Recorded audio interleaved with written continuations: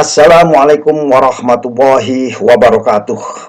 Hadir kembali saya di sini santri tukang dulunya tukang keluar masuk ruang pompa suatu kapal ya, khususnya misalnya kapal tanker atau kapal-kapal yang mempunyai ruang pompa yang cukup besar.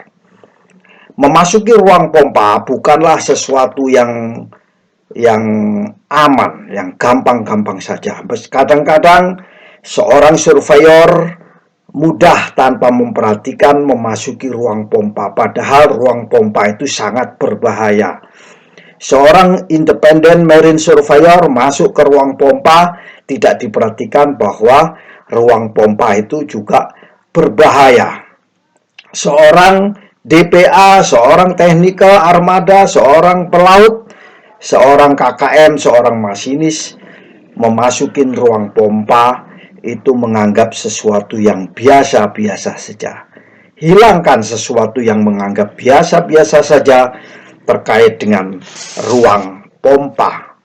Ruang pompa adalah ruangan yang sangat berbahaya karena di situ ada kembali lagi gas yaitu atau uap hidrokarbon. Ruang pompa itu adalah ruang di mana potensi leakage gas akan terjadi di situ. Jadi pada kesempatan ini saya akan berbagi perihal ruang pompa pada kapal tanker atau kapal tanker minyak dan tanker produk. Kawan-kawan semuanya, bahwa untuk bisa mengikuti program ini, marilah kita subscribe terlebih dahulu ya, agar bisa mendapatkan sharing video-video dari kami santri tukang keluar masuk ruang pompa kapal. Kembali lagi kita pada persoalan adalah keselamatan kita memasukin ruang pompa. Ruang pompa dalam bahasa Inggrisnya disebut dengan pump room ya. Pump room bahasa Indonesia namanya ruang pompa. Semua perusahaan pelayaran tanker harus mempunyai prosedur untuk memasukin ruang pompa ya.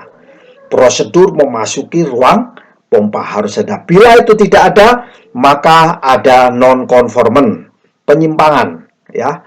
Harus ada prosedur mengontrol ruang pompa, kendali ruang pompa. Kalau tidak ada prosedur kendali ruang pompa, maka dinyatakan non-conformant. Sehingga ruang pompa itu full of detection.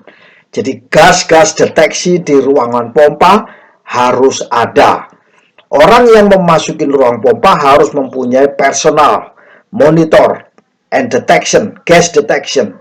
Jadi tidak boleh tidak ada. Ruang pompanya sendiri harus dideteksi. Nah, sistem gasnya kayak apa? Itu harus, sebagai seorang surveyor, tanyakan kepada kapal apakah ada gas detection system di kapal ini khusus untuk ruang pompa. Jangan asal masuk saja. Kalau asal masuk, ya kita sebagai seorang kapten kapal tidak bertanggung jawab karena tidak ditanyain. Jadi sebelum memasuki ruang pompa ada namanya safety briefing. Tanyakan kepada kapten kapal apakah ada gas detection system untuk di ruang pompa. How to monitor ya. Itu biasanya terletak di control room, engine control room, atau di anjungan ya, atau di kamar mesin ya, atau ruang kendali muatan. Itu biasanya ada namanya sistem deteksi gas. Kawan-kawan semua, lakukan pengujian. Jangan hanya sekedar masuk saja, tapi lakukan pengujian gas, baik oleh personal sendiri atau report bahwa di sini gas deteksi hidrokarbon sudah tidak ada. Kapal itu baik atau tidak biasanya letaknya di bagaimana memonitor udara secara teratur.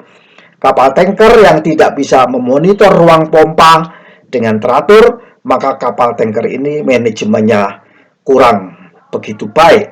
Namun kalau ada monitor udara di dalam suatu kamar di kapal tanker atau khususnya di daerah ruang pompa, maka dinyatakan itu adalah comply, manajemennya safety sama sekali.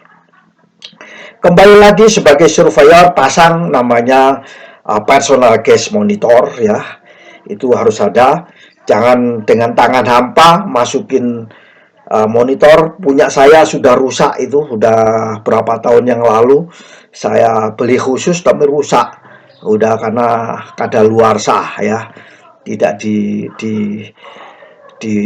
diperbaharui. Berikutnya, hal yang perlu diperhatikan sebelum kita memasukin ruang pompa, yaitu ada sistem komunikasi. Jadi kita harus bisa komunikasi yang ada di dalam ruang pompa dengan yang pihak luar ya, di dalam ruang pompa dan pihak luar, atau pihak luar ke dalam di dalam pompa ya.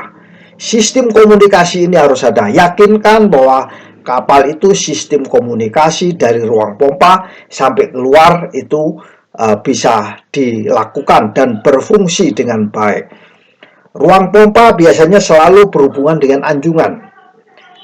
Yakinkan anjungan sebelum memasuki ruang pompa, anjungan berkomunikasi dengan orang yang ada di dalam ruang pompa. Ya, pergilah ke kamar mesin. Dari kamar mesin, lakukan komunikasi dengan orang yang ada di ruang kamar pompa atau ruang pompa. Mungkin ada cargo control room ya, ada namanya cargo control room. Lakukan cargo control room dengan komunikasi dengan orang yang ada di ruang pompa. Karena ini adalah satu sistem ya, sistem komunikasi. Jadi 4 titik ini harus bisa komunikasi. 4-4-nya harus bisa komunikasi. Biasanya ini ada alarm, di situ ada repeater ya, baik repeater dalam bentuk suara ya, bisa didengar oleh orang yang ada di situ, atau visual ya, visual repeater itu dalam bentuk alarm, general alarm ya, alarm yang bisa didengar oleh orang yang ada di situ.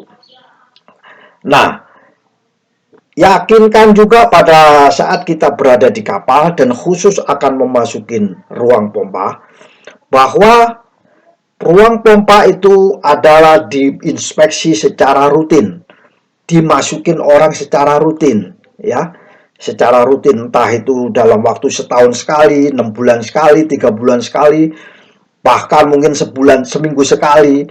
So, ruang pompa secara frekuensi akan diperiksa oleh ABK ya, oleh KKM, oleh masinis ya, oleh pihak yang berkaitan dengan safety, oleh surveyor kelas ya, oleh independent marine surveyor, oleh owner surveyor, oleh regulator bahkan ya, oleh regulator. So, secara frekuensi ruang pompa itu pasti dimasukin. Nah, ini harus dicamkan benar-benar, sehingga kita sebagai pemilik kapal harus yakinkan bahwa semua kendali dan prosedur memasuki ruang pompa harus ada.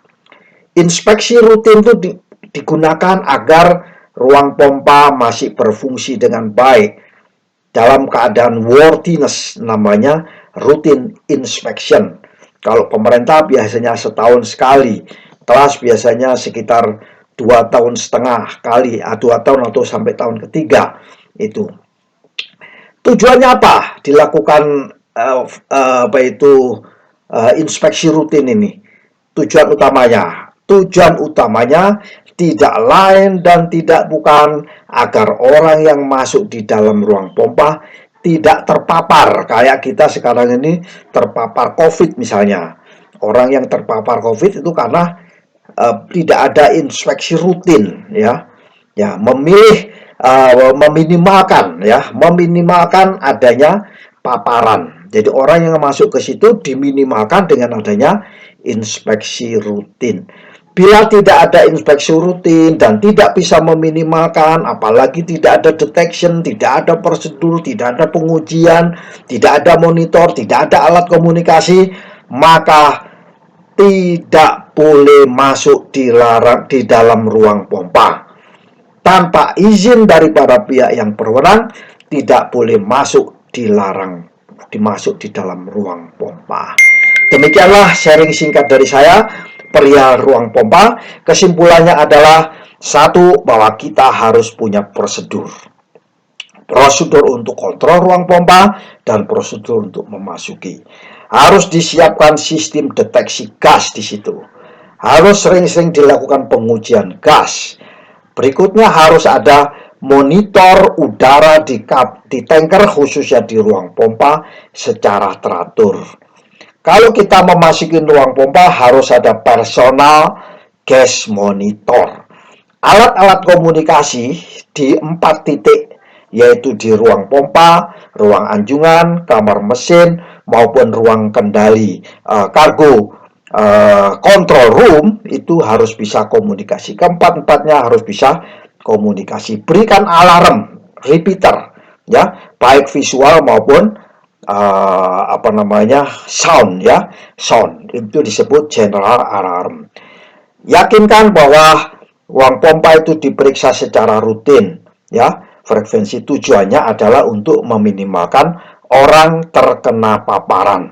Tanpa yang kita jelaskan tadi semua, jangan diizinkan orang memasuki ruang pompa, atau jangan memasuki ruang pompa tanpa yang kami jelaskan itu semua. Demikianlah, semoga bermanfaat.